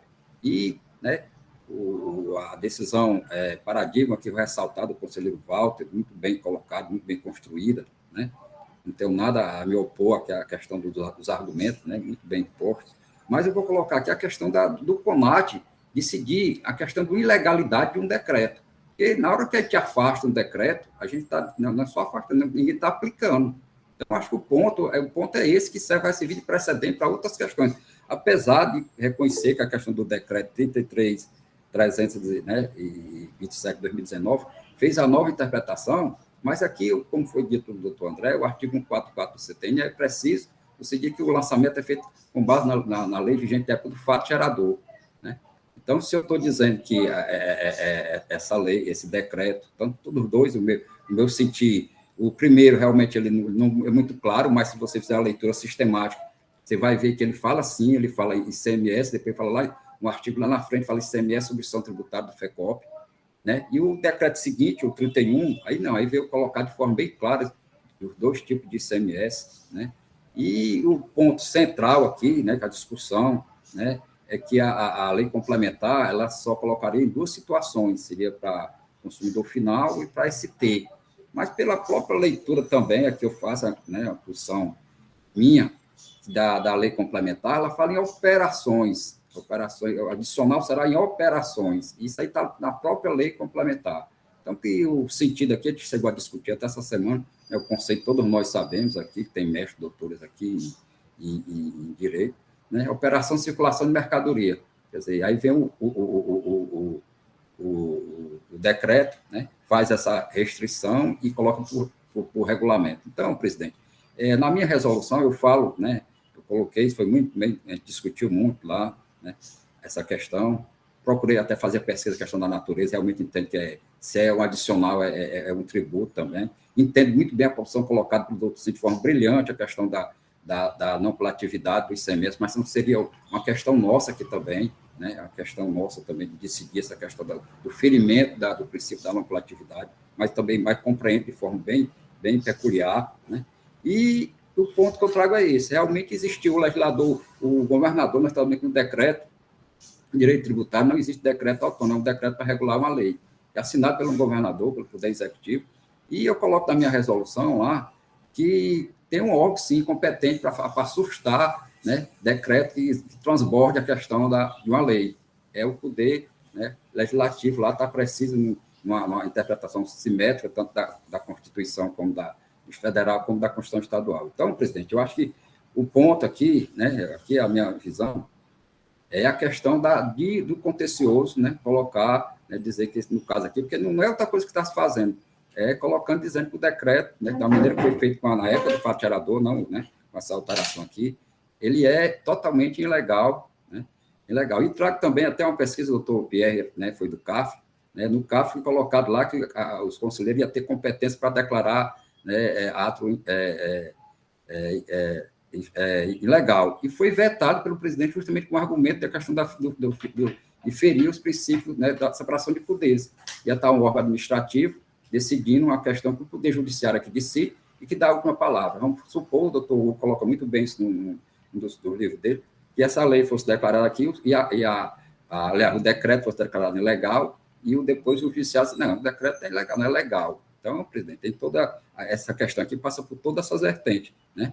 Eu acho que a questão está resolvida assim, com o decreto, e colocar a interpretação que, né, o decreto 33 será assim só com a questão do consumidor final e ST, né? Mas no caso que nós estamos julgando aqui, tem todas essas vertentes que a gente deve trabalhar e discutir aqui. Era isso, senhor presidente. Meu presidente, inicialmente eram essas considerações. Obrigado, doutor Lúcio, pela ordem. Doutor Ricardo Valente Filho. Bom, presidente, bom dia. Renovo os votos de bom dia a todos. Escutei, presidente, atentamente aqui a fala do nosso procurador, doutor André. Escutei também a forma brilhante como o doutor André se manifestou, como sempre. O doutor Tiago também se manifestou de forma muito brilhante. Aqui, presidente, na Câmara Superior, nós temos excelentes conselheiros, cada um mais brilhante do que o outro, né? Cada um mais estudioso do que o outro, principalmente no ramo do direito tributário, quando se define a palavra ICMS. Data máxima vem, eu pedi a palavra apenas para poder esclarecer uma questão de ordem, um ponto de fato pontual, sobre a fala do doutor Lúcio, né?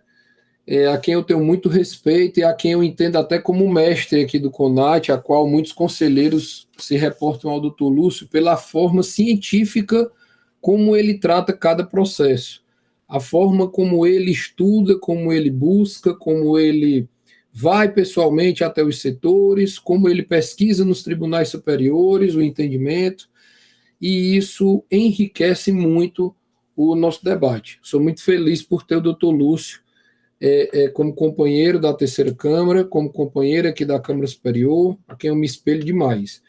Mas, nesse ponto específico, de não aplicação do decreto à matéria, no que tange à essência aqui a qual nós estamos discutindo, eu me quedo, presidente, a entender pela forma como entendeu o doutor Carlos Pierre, porque o doutor Lúcio trata da questão de legalidade e ilegalidade, trazendo inclusive a aplicação disso como parametrização da forma como é aplicada ao CAF, mas eu entendo que o simples fato da gente não aplicar aqui o decreto à espécie apontada pelo fiscal da forma como ele enquadrou a penalidade é que não deve ser imputado.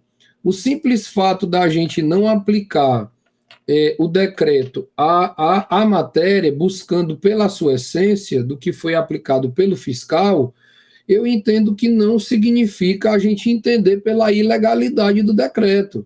Eu acho que aqui a aplicação ou não do decreto à essência da matéria da lavratura do auto de infração não significa que a gente vai entender pela ilegalidade do decreto.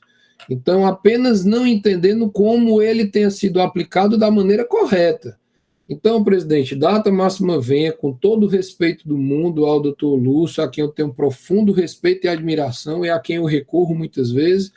Eu entendo que a não aplicação do decreto da essência a esta matéria perante a lavratura do auto de infração, como entendeu o agente fiscal, não significa a ilegalidade do decreto ou que a gente estaria aplicando a ilegalidade ou a legalidade dele. Então, era apenas essa questão de ordem, presidente, para deixar explicado meu ponto de vista aos conselheiros, data máxima venha, salvo melhor juízo, esse é o meu entendimento. Obrigado, presidente. Obrigado, doutor Ricardo. Pela ordem, doutor Leilson Oliveira. Senhor presidente, caros colegas, essa é uma questão muito boa de se fazer uma discussão, porque, como foi dito aqui pela doutor Tiago, pela Procuradoria, ela envolveu realmente, no mínimo, aí, 3 temas para esse contencioso se deparar, saber qual seria a melhor solução do caso. Primeiro, eu lembro que eu estava presente no julgamento da primeira Câmara e estive presente nos julgamentos da segunda Câmara. Na primeira Câmara, eu me lembro que eu fui voto vencido, juntamente com a doutora Elineide. E na segunda Câmara, nós fomos votos vencedores, não, eu sendo relator.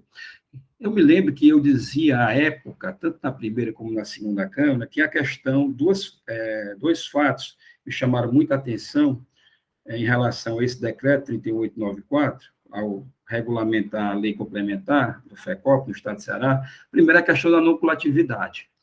Aliás, primeiro, a questão de saber se o adicional de FECOP que tinha natureza tributária ou não, porque essa era uma das preliminares de nulidades e incompetência do agente autuante aventada pela parte. E também, o segundo, a questão da não cumulatividade, e o terceiro, a questão com a interpretação que deveria ser dada ao decreto 31894, em tese, que estaria conflitando pela lei complementar, como argumento trazido pela recorrente. Eu me lembro que eu disse à época que defendia a natureza tributária, o doutor Lúcio, na resolução dele, que é uma das recorridas, ele colocou muito claro também a natureza é um tributo, natureza tributária atípica, e efetivamente a natureza tributária atípica. Eu também defendia isso lá na primeira, como também agora na segunda Câmara, e já espancando a questão da incompetência, né, já acessório aí que segue o principal. Aí eu me lembro que eu dava o exemplo do adicional de imposto de renda, que existia na época, quando a gente entrou na Secretaria da Fazenda, os estados cobravam o adicional de 5% de imposto de renda. A competência da União era imposto de renda, os estados tinham o adicional de 5% do imposto de renda, que era a mesma natureza tributária do imposto de renda, só que em forma de adicional. O do FECOP trata-se da mesma coisa. Apenas o recolhimento não se dá para o Tesouro Estadual, se dá para um fundo que vai financiar as obras, né, os projetos do Fundo de Combate à Pobreza no Estado de Ceará. Então, a natureza tributária ele sempre teve. O segundo aspecto foi da questão da não cumulatividade. Eu dizia que, se tivesse no âmbito do Poder Judiciário, uma decisão muito clara, eu diria que o contribuinte também teria que ter direito a um crédito na sua escrita fiscal em relação a esses adicional de 2%. Se ele tem natureza tributária, ele, para se adequar ao princípio da não cumulatividade, o contribuinte deveria ter primeiro um crédito presumido dado pela legislação nesse sentido. Mas como a legislação não trouxe isso, e a gente, no âmbito administrativo, tem que estar regrado ao que está disciplinado nos decretos, né, nas normas, eu dizia que, apesar de reconhecer a questão da não cumulatividade, mas no âmbito administrativo eu não teria como se aferir essa possibilidade do contribuinte de se creditar, porque é ausente qualquer regra nesse sentido, tanto no decreto geral como no decreto específico que regulamentou o FECOP.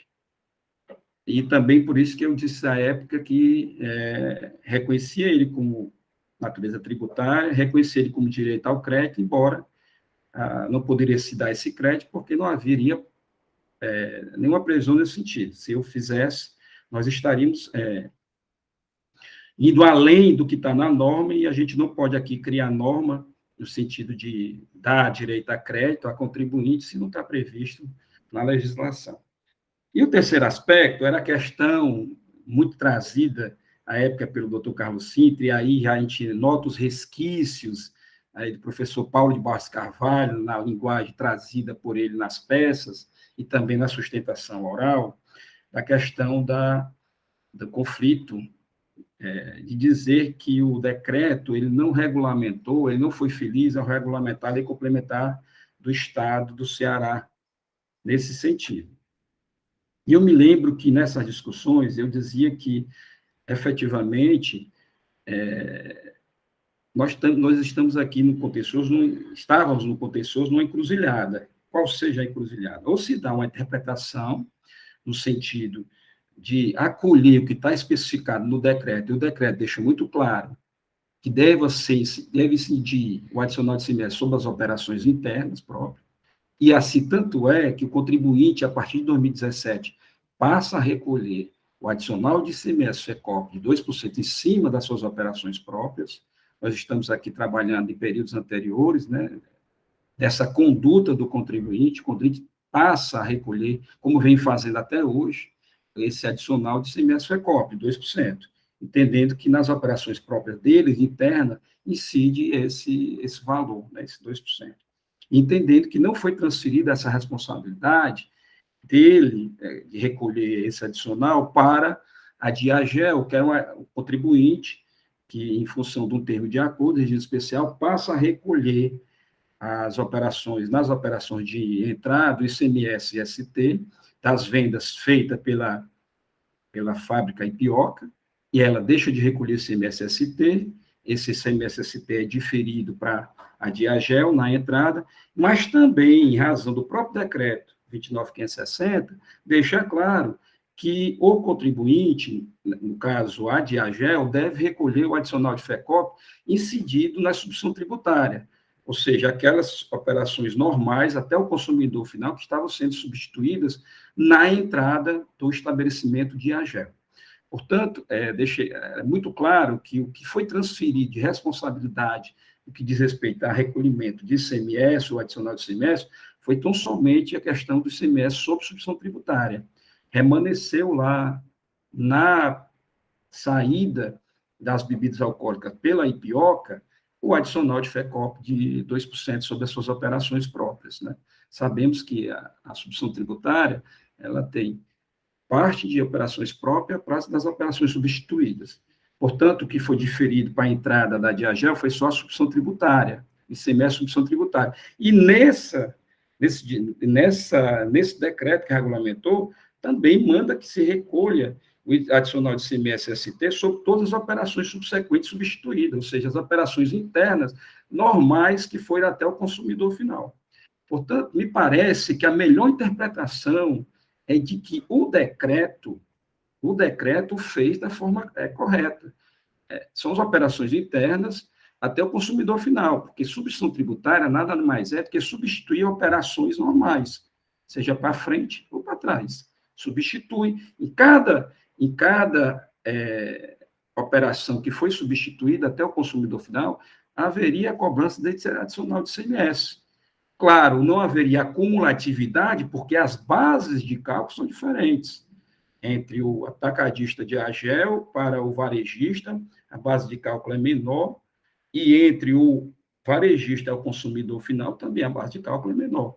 Portanto, o adicional de ICMS incidiria sobre as bases de cálculos diferentes, portanto, não haveria aí acumulatividade em razão a esse adicional.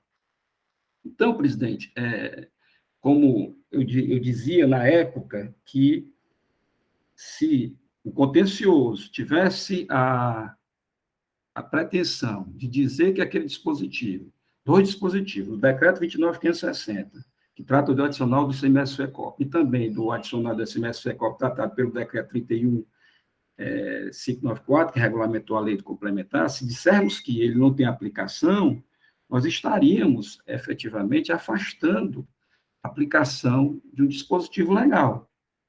E não teríamos essa competência no âmbito contencioso, de dizer que aquele dispositivo não tem aplicação. Porque como é que seria, depois dessa decisão do contencioso, se faria a operacionalização disso pelos outros contribuintes? Olha, o próprio contencioso administrativo tributário do Estado do Ceará está dizendo que esse dispositivo é ilegal, que choca com a lei complementar. E assim sendo, eu não devo obedecer à lei complementar, e sim essa decisão do contencioso. E não me parece ser essa uma solução correta no âmbito administrativo. Portanto, presidente, aí trouxe até doutrina, né, da questão de do working, trouxe também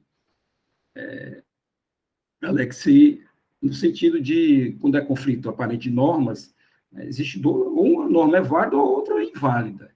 Não existe a convivência de duas normas dentro do sistema jurídico, se uma é válida ou outra é inválida. Então, para afastar qual é que seja válida, se é a lei complementar ou se é do decreto estadual, isso é o Poder Judiciário. Compete a ele dizer que qual deve ser aplicada aos casos. E me parece que o próprio contribuinte também deu uma solução disso, a partir do momento que ele adotou a conduta de recolher o adicional de ICMS-FECOP sobre as operações próprias dele, a partir de 2017. Até hoje, há o recolhimento desse adicional de ICMS-FECOP.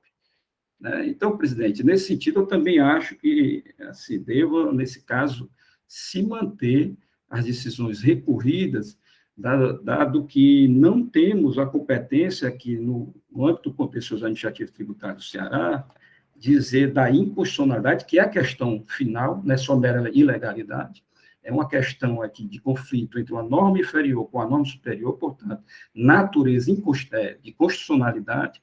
Então, não temos como aqui atribuir a inconstitucionalidade do decreto, do artigo do decreto, que trata das operações internas na cobrança do adicional de ICMS-FECOP, sob o palio de estarmos aqui nos apossando de atribuições de dicção jurídica do Poder Judiciário. Obrigado, doutor Leilson. Doutor Carlos Sintra, parece que entrou aqui na sessão e pediu a palavra. Doutor Sintra, está presente? Também presente, sim, presidente. Estou presente, presidente. Bom dia, excelentíssimo senhor presidente, nobre procurador, ilustres conselheiros. Estão ouvindo? Sim, conseguimos ouvi-lo. Nobre procurador, doutor André, distintos conselheiros e conselheira relatora, Tiago, secretário. Presidente, eu vou dizer, eu não vou consumir mais que 2 minutos. Primeiro, eu quero registrar que eu ouvi atentamente a fala de todos, mas eu fiquei impressionadíssimo com a objetividade e com a precisão da fala do Tiago Matos, que, inclusive, eu não tinha ainda presenciado ele assistindo, né? E eu vi que ele, na verdade, é igual, ele é exatamente o oposto, doutor Pierre, do meu estilo, né? Doutor Tiago, tá sempre aquela fleuma, aquela educação. Eu estou a 330, ele é 110 volts, ele é o normal. Mas eu ouvi atentamente, doutor André, e eu acho que ele convida todos os senhores a refletir sobre aquela questão de um suposto tratamento que, ao nosso sentir, não é o tratamento mais adequado, que é interpretar a exigência do FECOP, que não somente naquelas hipóteses em que ocorre venda a consumidor final. E para terminar, senhor presidente, que realmente hoje, para mim, quem trouxe elementos que, ao nosso sentir, são bastantes em si mesmo para justificar a aplicação da decisão paradigma, foi o particular amigo Tiago Pierre Linhares Matos, a quem eu tanto estimo. Mas eu queria só adicionar, pegando a fala derradeira do doutor Leilson. Em outras sessões, doutor André, eu até fazia a seguinte pergunta, porque eu tenho essa dúvida acadêmica, Pierre, e Lúcio, Ricardo e demais conselheiros. O adicional é ICMS ou não é ICMS? É uma pergunta que quem participa de curso de pós-estricto senso, às vezes se indaga. Qual é a diferença do adicional para o imposto? Se é o ICMS, eu não posso deixar de submetê-lo à ideia de incumulatividade. Não precisa ir para a Constituição, porque a legislação do Estado diz. Se não é ICMS, eu não partilho, não é ICMS. Não vai nem para a partilha, não entra nem no índice. Será que o contencioso... Isso aqui, presidente, é só para refletir. Não estou querendo trazer nada, não, é porque eu quero recuperar o que em sessões outras eu dizia. Se não é ICMS, quando o doutor Leis falou no cheque que eu propunha, ela disse, se não é ICMS, será que a legislação para tratar de questões relacionadas a ele é essa que os senhores estão examinando? É a legislação do processo administrativo tributário? Então, eu queria, com essas palavras, homenageando todos que aqui estão e reiterando, Tiago Matos, você comigo agora está frito, porque eu não quero fazer mais nenhuma sustentação oral. Todas eu acho que vai fazer agora será você. Eu apenas ratifico, senhor presidente, as razões trazidas por ele, dizendo que nós confiamos no senso de todos os distintos conselheiros e acreditamos que para os 3 processos se decidirá pela reforma das decisões recorridas, adotando essa decisão paradigma que foi trazida pela recorrente. São as nossas razões, vou aguardar aqui atentamente a manifestação do egrégio Conselho Pleno. Tiago, parabéns, viu? Muito orgulhoso de você. Obrigado, doutor Sintra. Senhores, retomando aqui a nossa discussão, o doutor Leilson pediu a palavra e o doutor Pierre. O doutor Augusto também tinha solicitado a fala. Presidente, é rápido o meu. Eu entendo, presidente, que a norma complementar e o decreto, tá certo? Eles não são coisas diferentes. Eu entendo, tá certo? Que a norma complementar diz que só pode ser cobrado em relação a isso, é isso. E manda para o decreto, olha, diga como é que você faz. O decreto vem e diz como é que faz. Dizer como é que faz, senhores, ele pode dizer o que, mas só sobre aqueles 2 aspectos. Se as operações forem, tá certo? Em relação à substituição e a consumidor final, se faz dessa maneira, certo? E aí eu não vejo essa coisa da inconstitucionalidade, da gente declarar inconstitucionalidade, nada, não. Nós estamos fazendo interpretações de normas, tá certo? Dizendo que o decreto, quando ele está falando daquilo ali, ele está falando somente desses 2 aspectos. Tá certo? Isso não é declarar inconstitucionalidade, não é nada. Eu não consigo ver, porque senão, senhores, também nós vamos estar declarando inconstitucional a lei complementar. Se vocês aplicam um decreto, tá certo? E aí eu fico horrorizado. Como é que eu vou aplicar um decreto e desfazer de uma lei complementar, porque eu não posso declarar o decreto inconstitucional. Então, estou declarando a lei inconstitucional. Então, o meu raciocínio é um raciocínio de complemento.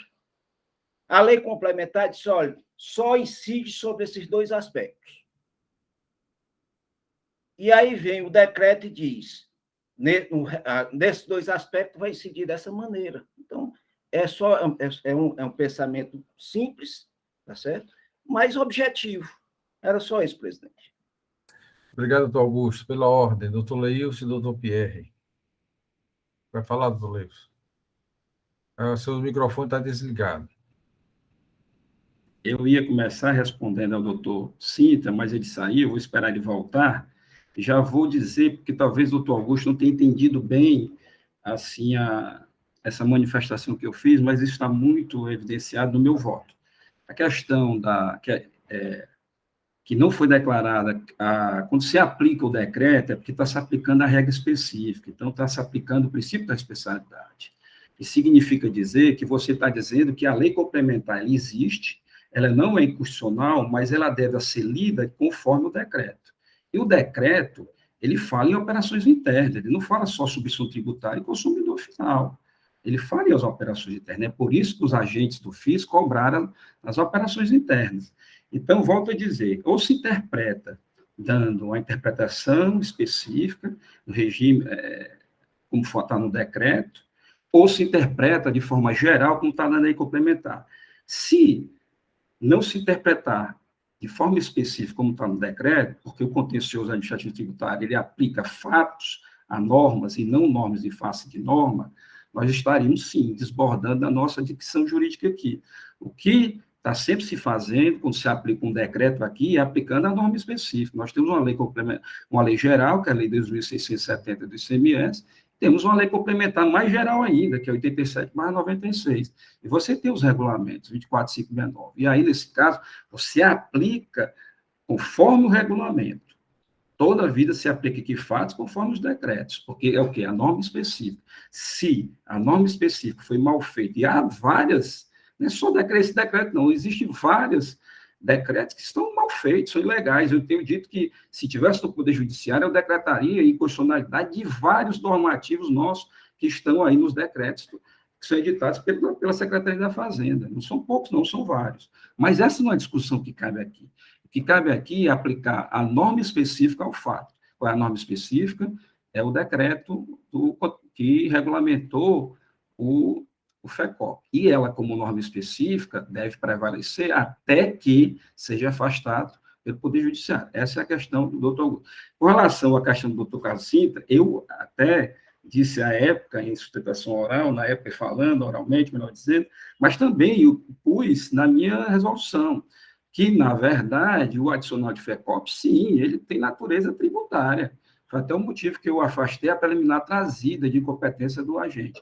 O problema que eu não aplico a não cumulatividade é porque não tem previsão, seja no decreto 24.569/97, na questão dos créditos, né, o que é que vai dar direito a crédito, seja também no decreto específico do FECOP. Até eu disse que era um absurdo no FECOP não ter uma presunção, um crédito presumido dado para uma empresa em relação à questão se está se cobrando o adicional de FECOP, e a gente entendia que tinha natureza tributária. O doutor Lúcio, na resolução dele, ele traz, eu falo natureza complementar, mas o doutor Lúcio, na resolução dele, fala muito clara a questão de atípica, né? É uma natureza tributária atípica. E a minha, eu citei que era natureza tributária complementar. Mas somente aqui no âmbito administrativo é que eu não posso aplicar o princípio da cumulatividade, porque eu não tenho previsão, seja na Lei 2.670, seja no decreto 24.569, seja no decreto do FECOP. Mas se lá no judiciário tivesse, doutor Carlos Sintra, de mim sairia uma decisão judicial nesse sentido de aplicar o adicional, a não cumulatividade ao adicional do FECOP. Obrigado, doutor Leilson. Para objetivarmos alguns inscritos, doutor Pierre com a palavra. Obrigado, senhor presidente. Na minha primeira fala, em nenhum momento eu falei da ilegalidade e inconstitucionalidade do decreto. Em nenhum momento eu falei isso. Eu acredito que as resoluções paradigmas também não falem isso.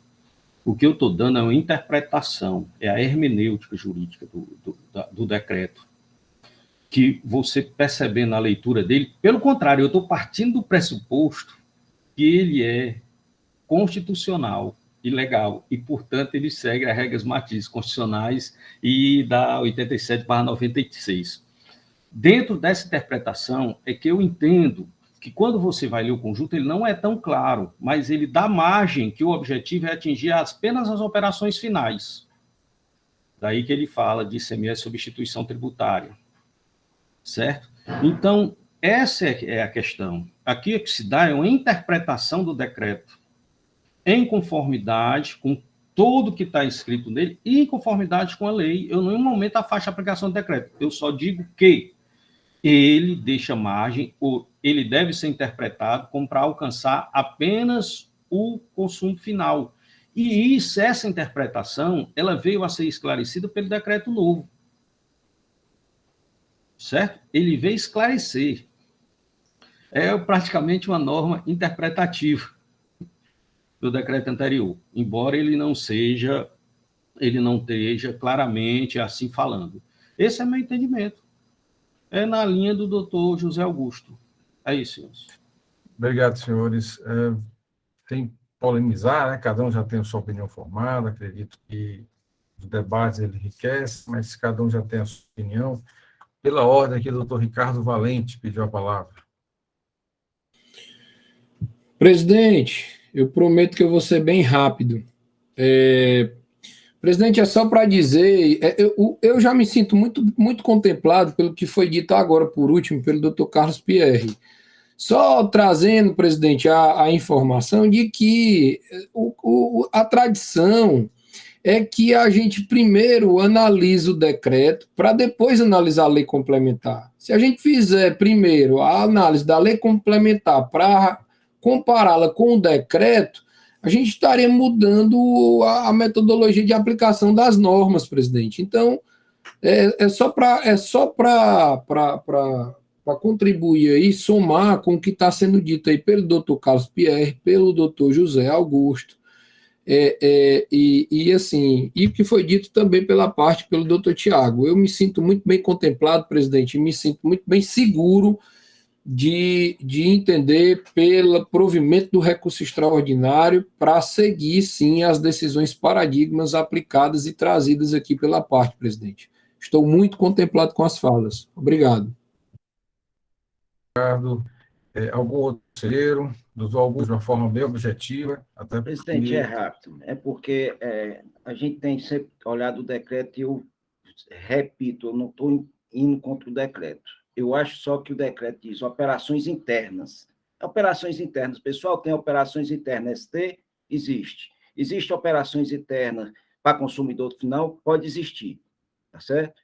Então, quando você aplica o decreto de forma genérica, tá certo? Sem observar o conjunto das normas, tá certo? Aí o que é que está se fazendo? Está se fazendo mais do que o legislador quis, certo? O legislador, ele não levou para o decreto essa opção, tá certo? E eu não vi no decreto, ele fala as substituições nas operações internas. Mas operações internas quais? Aí vem, ele não especifica. Então, vem a lei complementar e diz somente para consumidor final e para substituição tributária. Então, é por isso que eu não entendo essa dicotomia dos dois. Eu acho que eles se completam, volto a repetir, e encerro minha fala. Se completam e nenhum dos dois é inconstitucional. Era isso, presidente. Obrigado. Obrigado, doutor. Algum outro conselheiro quer se manifestar? Doutor Augusto, só baixar a mão, que está novamente levantada. Doutor André Carreiro, alguma consideração adicional para a gente encerrar os debates e iniciarmos a votação?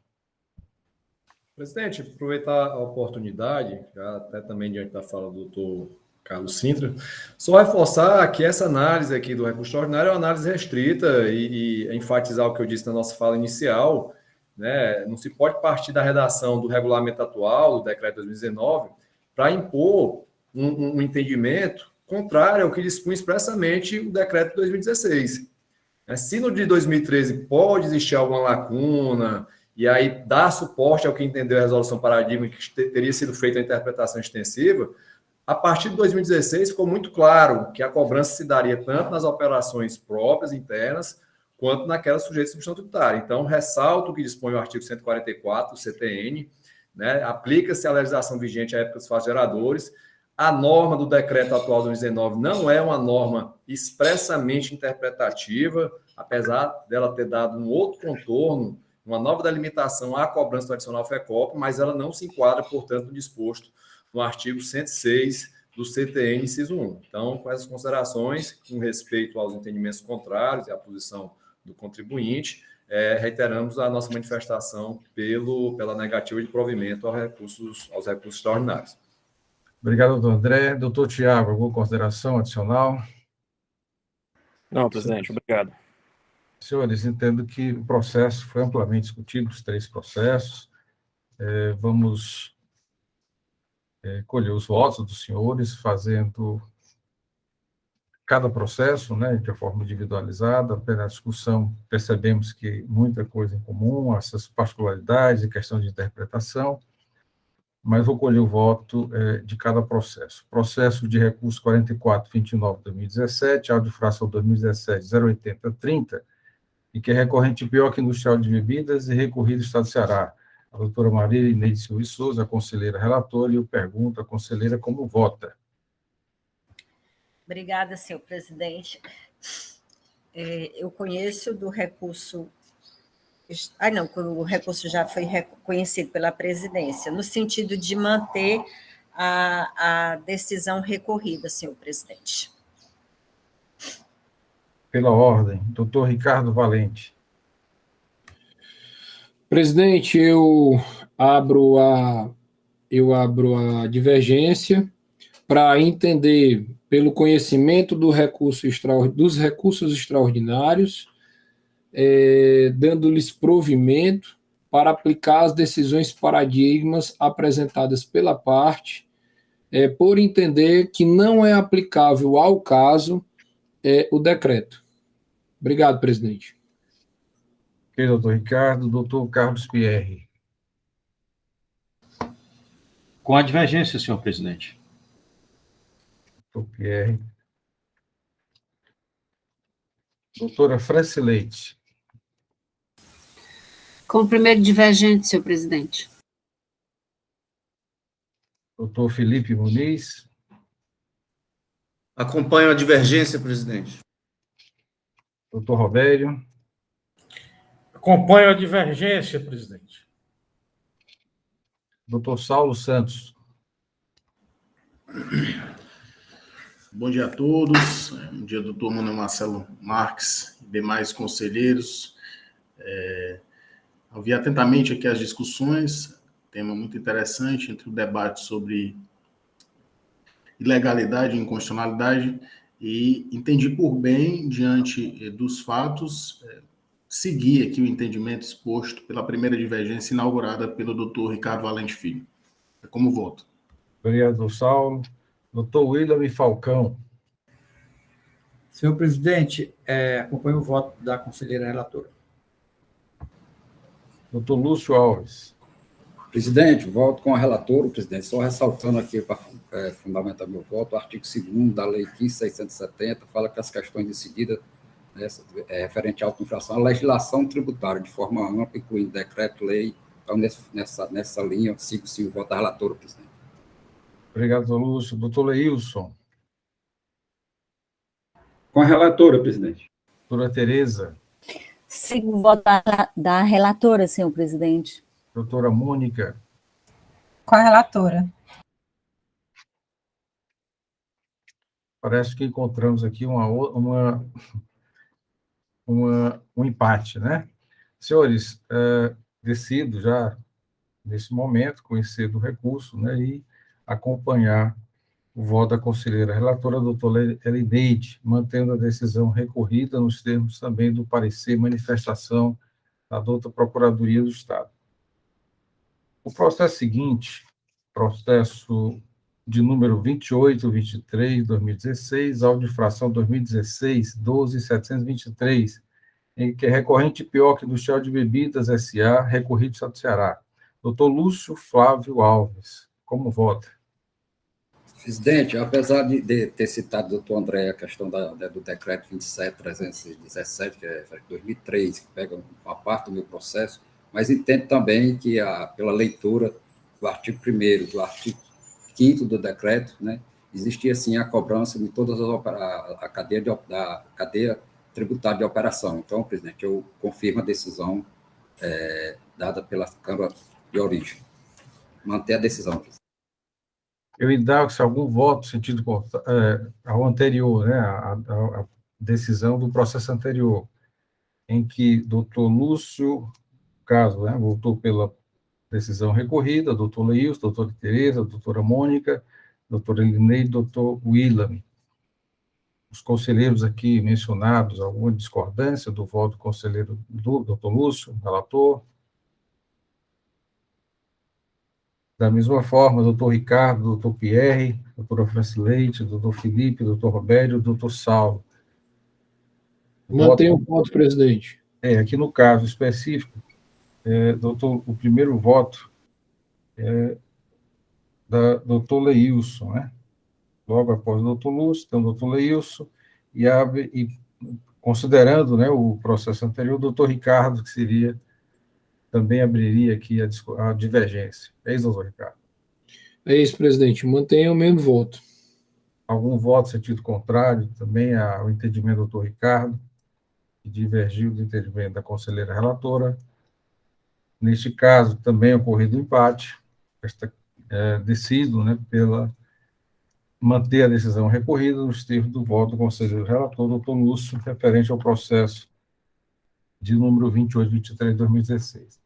E temos o processo de número 292/2017, audifração 2016-23389, em que é recorrente PIOC industrial de bebidas, recorrido do Estado do Ceará, doutor Leilson Oliveira Cunha, conselheiro relator. Doutor Leilson, como voto? Presidente, voto no sentido de manter a decisão recorrida.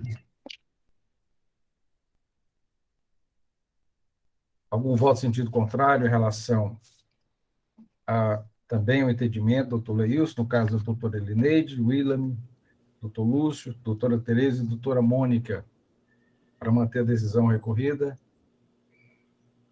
Então, decide, né, por manter, e no caso também do doutor Ricardo, que primeiro voto divergente. Ex-presidente, mantenho a divergência em todos os seus termos. Algum voto em sentido contrário, acompanhado aqui do doutor Ricardo, doutor Pierre, doutora Francileite, Felipe, Robério, doutor Saulo. Mantido o empate, decido... Mantenho o voto com o primeiro divergente. Obrigado, doutora Francileite. Então, considerando o empate, decido por manter a decisão recorrida os termos do voto do conselheiro relator, doutor Leilson Oliveira Cunha. Esta decisão para o último processo da pauta. Na verdade, os 3 processos julgados. Agradeço a participação de todos. Assuntos gerais, algum assunto a ser tratado ou discutido nesta sessão? Presidente, muito obrigado. Bom trabalho para os senhores. Espero revê-los na próxima oportunidade, que acho que será amanhã. Um grande abraço, felicidades. Tchau, pessoal. Muito obrigado. Até logo, doutor Sintra. Bom dia a abraço. todos. Bom dia. Abraço a todos. Ótima semana. Lembrando aos senhores que amanhã teremos sessão, dia 1º de dezembro. Abraço a todos. Senhor presidente, enquanto ainda está gravando, certo? Eu queria aqui, que hoje eu me lembrei muito dele, prestar minha homenagem ao saudoso professor Arnaldo Vasconcelos, autor da Teoria da Norma Jurídica, né? O direito é um ser para dever ser. Me lembrei muito dele hoje com as argumentações, apenas para prestar homenagem ao meu querido professor que já se foi. É só isso, senhor presidente. Fica o registro, doutor Carlos Pierre.